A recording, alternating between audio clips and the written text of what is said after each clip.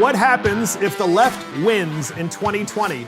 We don't have a dumbest bill in America this episode because this is a special episode. And this is Mark Fisher with Mark and the Millennials. And the Millennials joining me today are Ryan the Squirrel Brady and Kyle Armstrong. Welcome back, Kyle. Hello, thank you. And of course, Christopher Hopkins, our assistant producer, and Adam Katora, our producer. So this podcast is entitled, What Happens If the Left Wins in 2020? And what we're talking about, of course, is what happens if Joe Biden, Kamala Harris, not just win the presidency, but the Democrats take the Senate majority and they take the majority in Congress, which of course they are in the House of Representatives, which they already hold. So if they have the Congress and the presidency, what happens? Well, Victor Davis Hanson gave a lecture at Hillsdale College in Hillsdale, Michigan. And Victor Davis Hanson is a scholar at Stanford University. He's a senior fellow at the Hoover Institution. The Hoover Institution, of course, is a think tank of like-minded individuals, and it's embedded in Stanford. Of course, it's a conservative institution. Victor Davis Hanson is a senior fellow there. He's also naturally a professor at Stanford as well. He's a great thinker, but more importantly than that is he has been very prescient throughout this election and past elections. And he gave this lecture, and the premise of his lecture was, this is one of the 4 or 5 most important elections in American history. And his point was not to give you this platitude that you've heard before. This is one of the most important elections in American history, like you hear all the time. He actually gave facts because as a professor, he gave incredible historical fact, including, of course, the re-election of Abraham Lincoln. And what would have happened if, example, Lincoln wasn't reelected and McClellan won? Kind of cool stuff. Well, he relates that to the election of 2020. We have a series of clips on this of Victor Davis Hanson in each clip.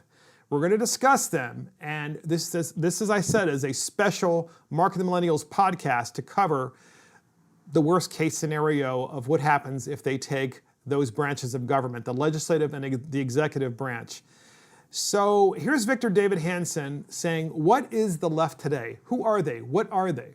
And we have a clip on this, and here it is. The Democratic Party is not the party that we used to remember. The party of the middle class now, the working class, if you look at all the statistics, you look at zip codes, red, blue by income, it's the Republican Party. It's the party of people who make $45,000 to $200,000. They're wealthy people, of course, but the real big money in America now, it's not from real estate necessarily. It's not from mining or timber or agriculture or railroad. It's from high-tech, finance, Wall Street, Silicon Valley, and it's all left-wing.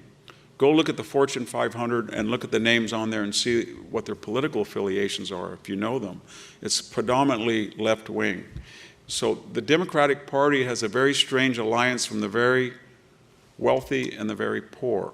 The wealthy are always immune from the consequences of their own ideology. They have the power, the influence, and the hypocrisy to want to tear down borders, have no walls, and then have the biggest wall you can imagine around the state of Mark Zuckerberg. Or Nancy Pelosi can tell everybody, you better wear a mask, Trump is not wearing a mask, and sneak into a salon, as she did in San Francisco, without a mask and have a secret, stealthy hairdo. Pretty compelling stuff. And as I said, we have a series of different clips from this lecture given by Victor Davis Hanson, part of the Hoover Institution, and the lecture was given at Hillsdale College. Thoughts about what he talked about with respect to who actually is the left, who comprises their voters? Like after the end of this, you're gonna make me really depressed after this podcast. Not gonna lie, I'm actually kind of been like the past few years, kind of just slowly seeing a decline in our political discourse and how we're being more fractured as a country, which is really distressing and sad to see. Because in the end, they were all brothers and sisters in this American society, Americans in general. But it is true. You see the hypocrisy on the left, and you do see more people that are blue collar, that work with their hands and are more of craftsmen, even union people in traditionally deep blue states. Like I made the comment, like a bunch of in Minnesota called the Iron Range, a lot of blue collar, a lot of Democrat Labor Party, which is not even Democrat Party, the true blue union political party, are endorsing President Trump because the Democrats have abandoned banded them. They say, "Oh, you're uneducated. You don't understand this. You're in your monolithic, communities with no diversity," and you're like, "You don't know better. We don't," And they're like, "Well, you kind of left us alone and behind. We're going to subscribe to the conservative side because we agree with more of the things, and we don't." Again, in the last podcast we talked about, you don't have to agree with all 100 points of our manifesto. You can agree with some things and disagree with other things and have a conversation between everybody. But as you said, you're having these elitists, these liberal white elitists, control everything and think we know best, and they put your thumb at you, and it's like, well, why can't we work together? I don't get it. And then you're seeing more of a difference in diversity in the conservative side, but it's slow burn, and unfortunately, I don't think that change is happening quick enough, and we're not going to be able to stave off this liberal wave of intense progressivism, which I don't mind improving things, but it's not slow, it's not methodical, it's not purposeful. It's like, we're going to make this change and then deal with the consequences later. And we've seen how detrimental it is to the people that are trying to help, and also the country as a whole, on our own countryside and globally as well. Yeah, to add to what you were saying, if we go back, let's just go back about 10 years. We look into the Obama administration, and we go before Trump. If you look at the way the left and the right handled each other, it seemed that, of course, we've had government shutdowns before. We've had disagreements all the time, but we work together because that's how we're supposed to work. That's how the House and the Senate are supposed to work. But as soon as Trump got elected, we started to see this shift where it was the liberal left, there are some good Democrats. Don't get me wrong, there are some good Democrats, but the fringe left is now at the point where it's like, it's hip. If you aren't on my set of views, you are not with what the country needs. You're not the cool kid. You have to get out of the way. So, like he said, I'm very scared for what could potentially happen. The left right now seems to control the narrative. That's what the quote is: control the narrative. Yep. So like Nancy Pelosi getting her hair done, she hides that as best as she could, but it was a hit job. Yeah, it was a hit job. I was set up. It's like, no, you weren't. No, the owner didn't even know that. But it's all about controlling the narrative now. And the problem is, if they win all three sections, if they take over everything, they're going to have full control of the narrative, and they're going to try to shut out everyone on the right. And the whole point is we're working as hard as we can to create some substance with whatever problem it is. The Republicans are doing pretty good of it, even helping, with LGBTQ rights. We've been pretty like, okay, we'll help you on certain things. We'll agree to certain things. We've even kowtowed at some points on things like gun rights. I mean, you've seen like Maryland is atrocious. I mean, we're doing our best, but. Well, but what's interesting is that Victor Davis Hanson talked about this alliance between the very wealthy tech moguls in California, and they've made this alliance with the very poor. And he said, and what's interesting is they've left the middle class to go by the wayside, because they pay off the poor with these programs to make them dependent and to keep them dependent, and at the same time want to continue to lower the barriers of entry, meaning getting rid of the wall and making sure that the United States really isn't a country anymore, so that they can get this cheap labor coming in from Mexico and elsewhere. But they don't have to worry about bad people coming in, and by bad people I mean cartels and MS-13 and others, because they can just build, like Zuckerberg can build a nice big wall around his estate. Until they forgo any environmental easements and restrictions, because he has enough money to pay off, the local county guy to say, I agree with the permit. And so that's the premise of what Victor Davis Hanson is talking about in this lecture about who is the left, how do we define them, and what happens if the left wins. And so here is the beginning of that really key conversation. What happens if the left wins in 2020 and Joe Biden wins? What will they do if they control the House, the Senate, and the presidency? And we have a clip on that. Fire sale. And here it is. If Joe Biden were to win,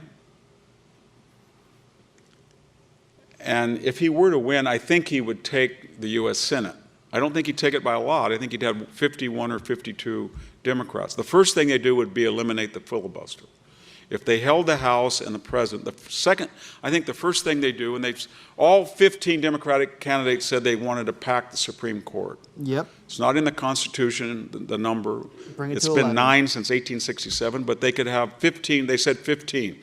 They could vote that through the Senate and the House, and Biden would sign it, and they would appoint 6 justices, and they could be confirmed without a filibuster by 51 people in the Senate. So there you go. So his point is, Victor Davis Hanson's point is that if you have a Biden presidency and he wins, it's very likely that the Democrats will also take the Senate by maybe 1 vote. So they would have 51 votes out of 100, and they would presumably, in such an election, hold on to the House of Representatives.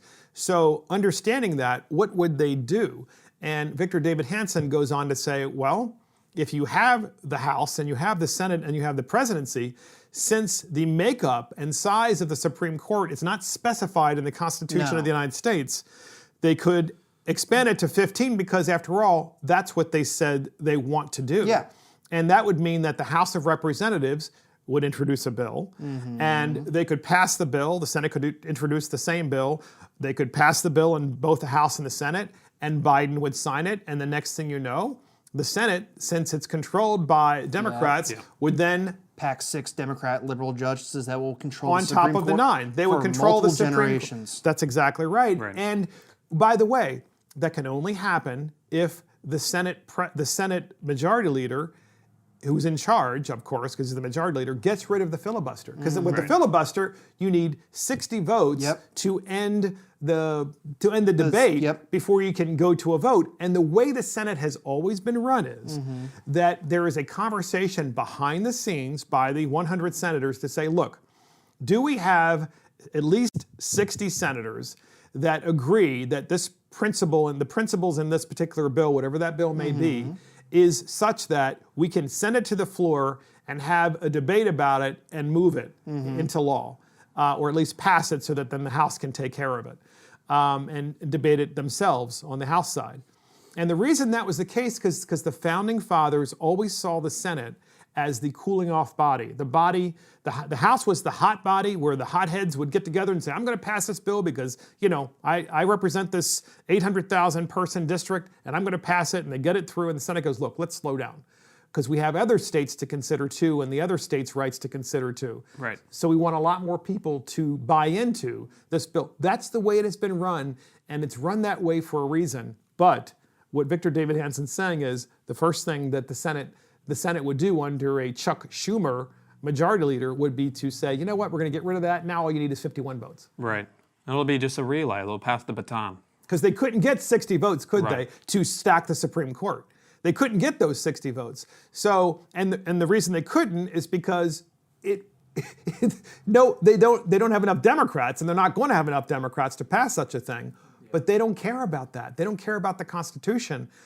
In fact, they're talking about literally doing this right now if they get in charge. Oh, of course. And as Kyle said, the harbor on his point is like, unfortunately, in my viewpoint opinion, is that the Democrat Party and the liberals have been able to control the narrative and get out what sounds popular, very feel-good movements that everyone, their base gets energized. They post on Facebook and social media with no reprisal because they have a bunch of people saying, yeah, I totally agree with you. And if, God forbid, you put out a conservative viewpoint contrasting that, you get labeled every single bad name under the book where, people say, I can't believe this. You're so small-minded. It's like, whoa, let's think this out here. Geez, the problem with the Conservative Party that I do have opinion of is that we don't really have a good way of, we have a good narrative, a good message, but we don't really make the best of doing it, or we get the message out, run it for a few weeks, and all of a sudden, no offense to President Trump, he opens his mouth, and then everything that we worked up gets drowned out. Yeah. That's a problem, and that's been my sticking point for a while. But then, yes, the Supreme Court is an issue because, as I interjected a little bit earlier on, is that the Supreme Court will be liberal for multiple generations. So anything that comes up, let's say the 2A Second Amendment, Democrats make a sweeping ban on, oh no, AR-15 is a scary-looking black gun that, you're banning a gun based on its look rather than its function, where I can get a gun that is wood frame, wood stock, still a semi-auto with a box magazine, it still does the same. Exact same. And it's when President Trump was first elected, he had the House under Republican control and the Senate. So he had that for 2 years, right? And Republicans took and always do take that principled approach where they say, you know, we're not going to stack the Supreme Court by passing a bill to expand it and basically get rid of the filibuster rule, because we honor our traditions. Legacy. We honor our traditions, and we want that debate. And what the Democrats are basically saying is, and what Victor Davis Hanson is saying is, they're not going to honor any debate whatsoever. No, they're going to just win. jam it through. They want full domination. Yeah. Yes, they do. And they don't care. They want to remold the country into their, I want to swear so badly, into their vision where it's like, tradition aside, or our traditions is, you know, labeled all the bad things that are rising up now. It's like, we got to burn it all down and rebuild it back up. But like, if you get rid of history, get rid of the traditions that we base our foundation on, if you have no foundation to build something new, it's going to be an unsafe foundation, and it's always going to create more division, and actually everything that you try to build again is going to fall apart. And it's going to be a recurring cycle of burn and fire, and guess what's going to happen? A weak United States is bad for the rest of the world, and unfortunately, again, with our national leaders and our leaders in state and local governments and all these very impassioned, emboldened Americans that want to destroy this country, credit to them, whatever, but you know, they're so short-sighted, I just literally want to smack them across the face and say, hey guys, the world's bigger than you, and also you have it pretty well, where the third world country... We're doing pretty good. I don't know where they're getting water, food, general security, general welfare. The rest of the world's just trying to figure out where their meals comes in the next few hours. Right. Well, we can say, oh, I can go to McDonald's real fast and buy 2 cheeseburgers for $2. I was going to say, pretty damn good. Both make a good point, because the Supreme Court is where it all is coming down to. So I think it really boils down to the right wants to uphold the Constitution. And what sucks is everyone on the left is saying, to hell with the Constitution, we're done with it. It's a racist thing. We want to make a new Constitution. Yeah. And their new Constitution means let's start by axing each and every part of it. It could be the Second Amendment. It could be let's get rid of the filibuster. It could be anything that gives them more control of the narrative. So I think that's going to be the buzzword for the next few months, especially going up to the election, is how the left is going to be controlling the narrative. And it's scary though too, because like I think the generation we're seeing now, it's like I guess with Republicans, we like the conservatives in general, we trust our institutions. I believe, honestly, that's why I truly believe. So people can debate me on that, whatever. But like, no one would think like we wouldn't have to worry about our education system. Like, we wouldn't have to worry about the curriculum being taught, because I believe the curriculum is dealt by like local and state jurisdictions, not necessarily the federal government per se. But it's like, whoa, why is this jurisdiction teaching this or teaching with this opinion? Why is it teaching this is different here? And why is this like? There should be set of facts that this is the American identity, this is our history. Don't sugarcoat like what bad. Granted, we've done some really bad things throughout our very short history of 230 plus years. We're a young nation. We're not perfect, but at least we can teach it in a very objective way and say, these are the set of facts. This is what happened, this is why I did it, and this is why it's wrong now.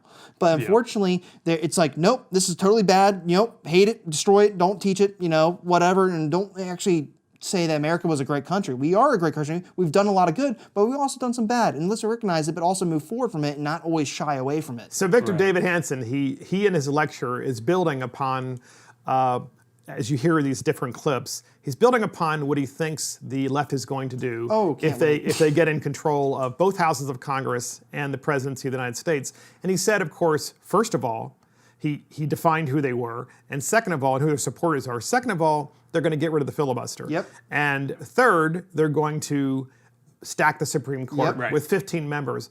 Well, once you have 15 members of the Supreme Court and you have utter control of it because you stack the Supreme Court, since you can do that because it's not defined in the Constitution how many members, then what will you do? Well, this next clip builds on what they will do once they get control of the Supreme Court, and here is that clip. And I think that we'd see that. I think the Electoral College would be dead. We'd never see it again.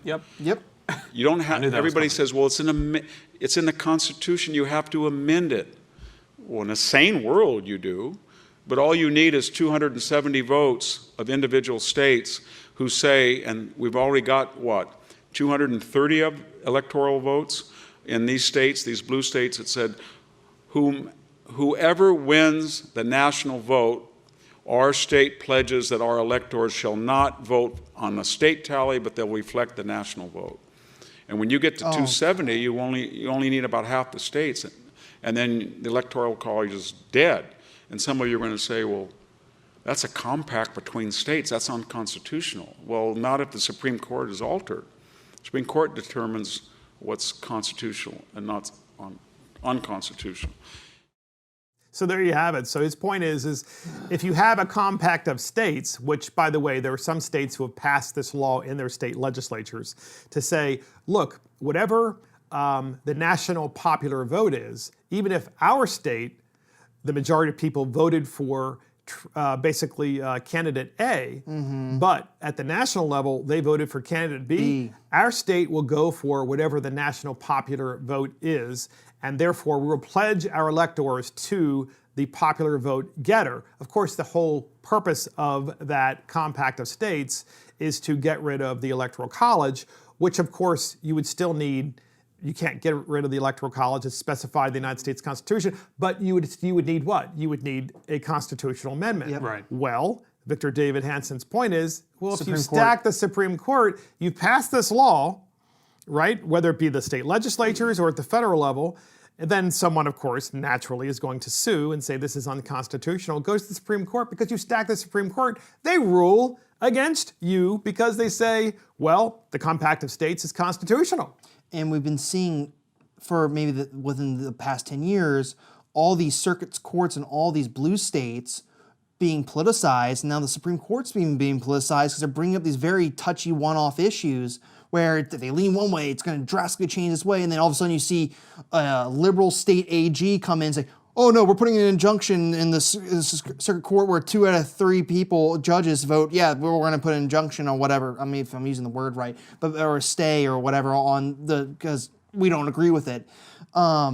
It's very scary because honestly, I don't think we wouldn't be having this conversation if Hillary Clinton won. Exactly. It's so stupid because your person lost because you had your head so far up your ass. I don't really give a shit anymore. But anyways, that you could not fathom that your candidate would lose to Donald J. Trump, who's now the President of the United States, that you say, that's not fair. It's a popular vote that matters, not the Electoral College. But guess what? The Electoral College is there, and I think it's a perfect system. It's imperfect, but it's a great system to have. And you're going to try to change the rules. You're going to try to change the rules because you're not getting what you want. Exactly. I mean, if you look back, 2008 and 2012, I feel like we really weren't having this conversation about the Electoral College and the popular vote. As soon as Hillary lost and they looked at the popular vote, they said, we lost? Oh, you mean we could have won if we won by the popular vote? So we're going to get rid of the Electoral College. It's just they want to be, and this is all part of the snowflake. Yep. I hate the word snowflake, Yep. but I'm going to use it because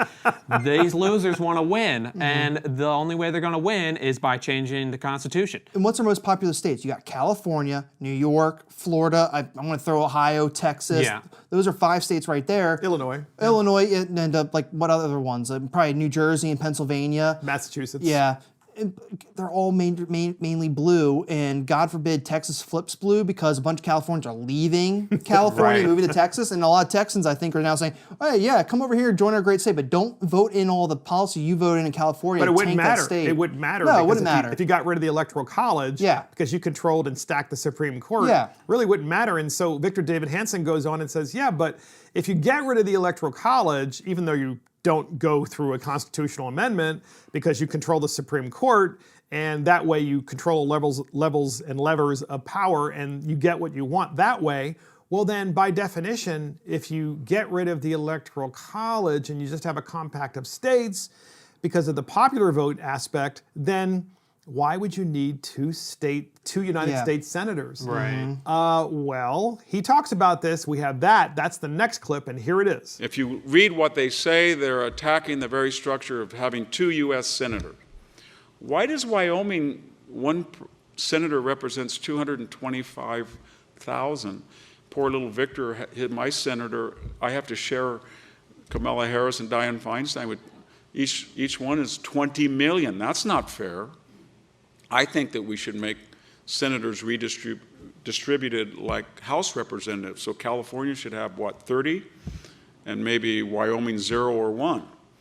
And I think that If you look at the literature, people are already talking about that. So what I'm getting at is, and then I won't even get into immigration, because we have taken the distinction between a U.S. citizen and a resident. It used to be crystal clear. Residents had these rights, but they paled in comparison with citizens' rights. If you look at what they are now, they're basically 3 rights that a resident doesn't have, illegal or legal. A resident supposedly cannot vote in an election, but they can now vote, as they're doing in San Francisco, in Cambridge, and local school board election. And you know what's going to follow from that. They supposedly cannot hold office.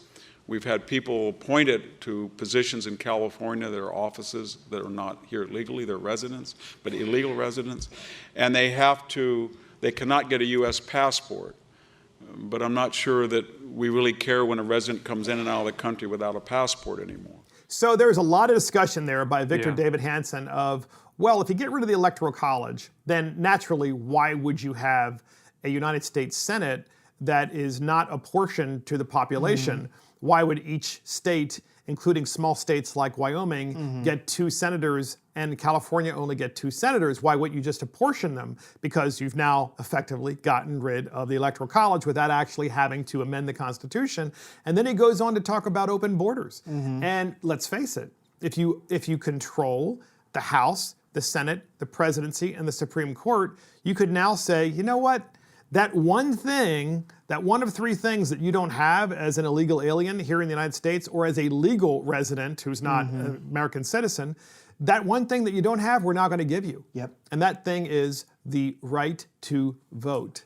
So on that, and I've said it before a long time ago on this podcast, is that there is a difference between being a citizen and a civilian, or you can call it civilian or resident.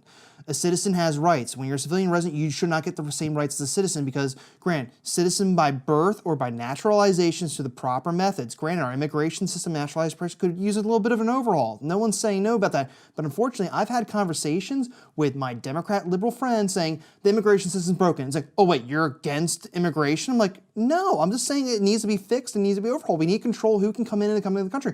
I'm not going to say no to somebody based on where they're coming from. But Victor Davis Hanson is saying that they want to get rid of it. They're going to have open borders and basically say, hey, you can now vote in our presidential elections because after all, now that we have the Compact of States, which is a national popular vote, that just strengthens our position in national elections so that we will completely wipe away the Republican Party, and at the same time, we will continue that unholy alliance between the high-tech, really wealthy moguls in California and the poor. And I'll let Kyle get on this real fast, but what I want to close with is this.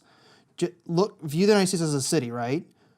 Have you seen our Democrat-run cities for decades? They're in shambles. There's a lot of income disparity. There's a lot of unequalness, which is pretty funny when they're saying, we're all about everyone being equal and having the right equity, but actually it's so uneven that they don't care. They're living in a no world. That's where you're going with the tech moguls. They're up here, everyday citizens are down here, and then the poor, they're almost getting elevated from everyone actually earning their true dollars and their true wage and actually trying to make a living and living the American dream. We're trying to achieve it.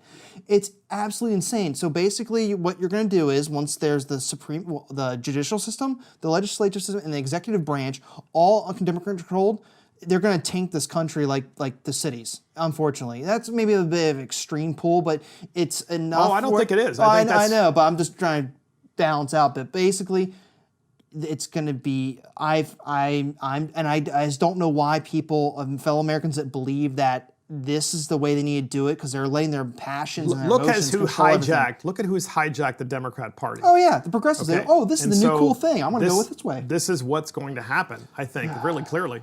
No, look at it, like you said, look at all the Democrat-run cities. Baltimore is a huge example. For example, say we do have open borders, where are those people going to go? The Democrat-run cities are going to say, come to us in open arms, come to us, we are going to help you.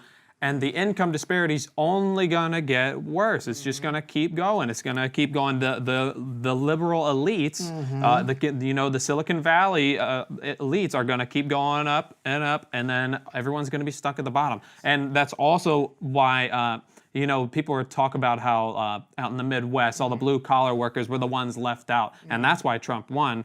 we're going to create a lot more of those. So if we're going to bring in illegals, and it sucks because Trump was the one who's saying we're bringing all these bad people, and then he got labeled a racist for when he was talking about the gangs and the mob and all the drug cartel, that kind of stuff. Sure. But we don't need more of that, and it's all such a convoluted issue when you talk about things. It's all about elections, right? Yeah. And to add to that, it's convoluted because if we're going to open the borders and bring in more voters, we already have such a voter fraud issue, and people would like to talk about voter identification in states where you don't need to prove your ID or show who you are when you come to vote. Are you going to make that even worse by bringing in more people with open borders? So we have the last clip from Victor Davis Hanson, and it's basically, what is this election about? What is we've heard him define what they want to do, and so what is at stake? What is this election about? And so here is that clip. This election is not just about a Democrat taking power and then a Republican coming in and vice versa. This is not a Democratic versus a Republican. This is a progressive, radical, revolutionary effort to change the structure of a constitutional republic that was deliberately founded to protect the people with the Bill of Rights, the amendments, protect the people from the mob.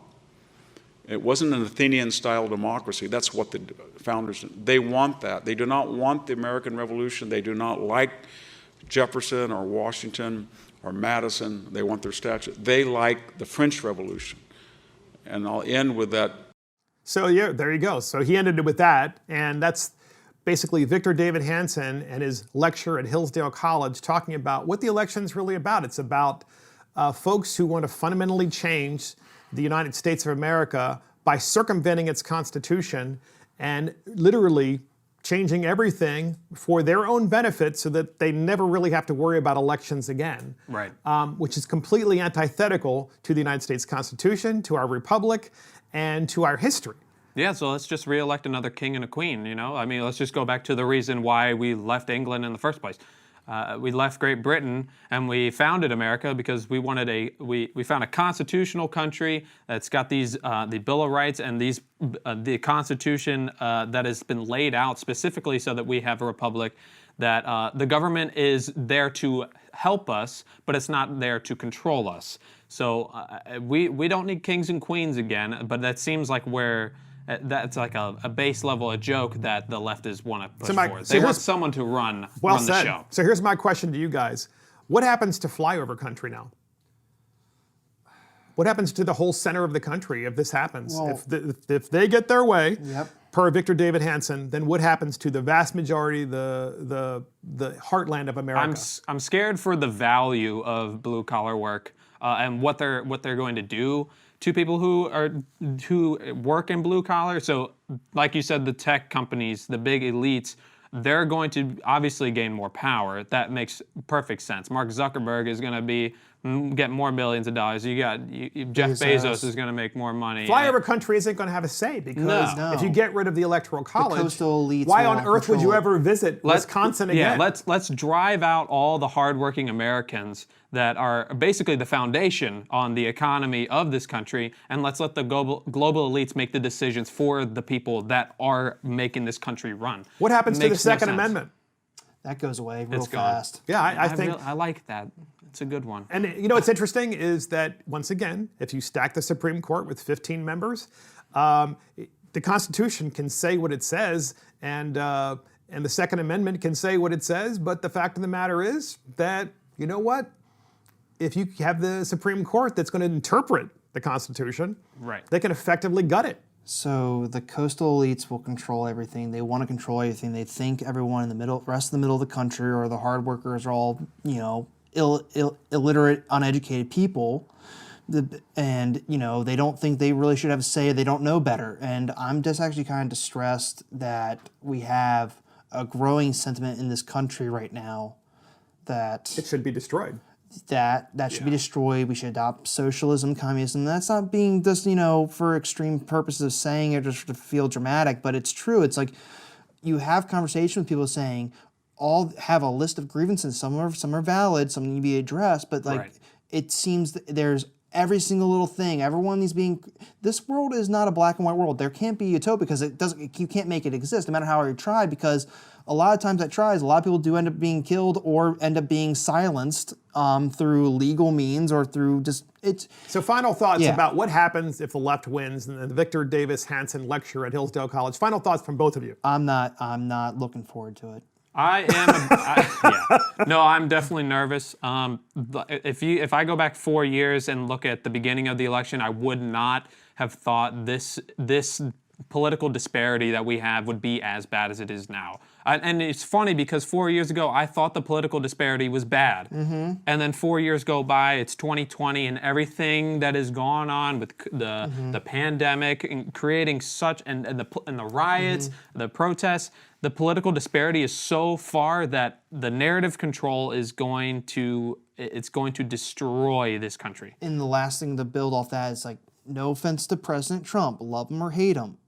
Out of 320 million people, and once again, we have to decide between Joe Biden, President Trump, and then before then we had to choose between Secretary of State of Clinton or Donald J. Trump.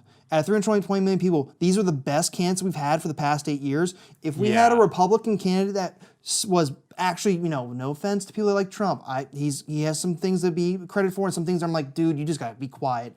Is he does not act presidential. He doesn't speak. If we had a candidate that spoke presidential or wasn't as inflammatory but have a brawler, we probably wouldn't have all these inflamed passion and tensions where it's like, oh God, stop. Well, my final. Go for it. Go ahead. Go to give you quick final thoughts. Just to add on that, out of all the candidates, the potential candidates that we could have had for the Republican Party and the potential candidates that they could have had for the Democratic Party, how the hell, and I hate to use it to go out of my way with that, but how the hell did we end up with these two in the 2016 election and in the 2020 election? That's why we have a constitution to protect the individual rights from bad presidents and bad congressional leaders and bad senators.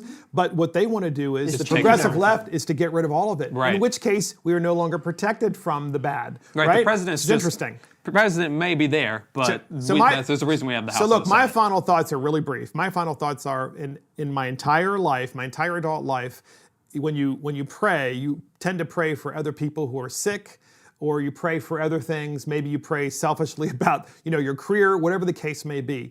I have never before in my life prayed for this country until this year, and I'll leave it at that. Well, that's it for this special edition for Mark and the Millennials. Thank you for joining Mark and Millennials. This is Mark Fisher. Thank you to Ryan the Squirrel Brady and Kyle Armstrong, and of course, our producer Adam Couture and our assistant producer Christopher Hopkins. Check us out on iTunes, Spotify, YouTube, Facebook, and our website. See you next time.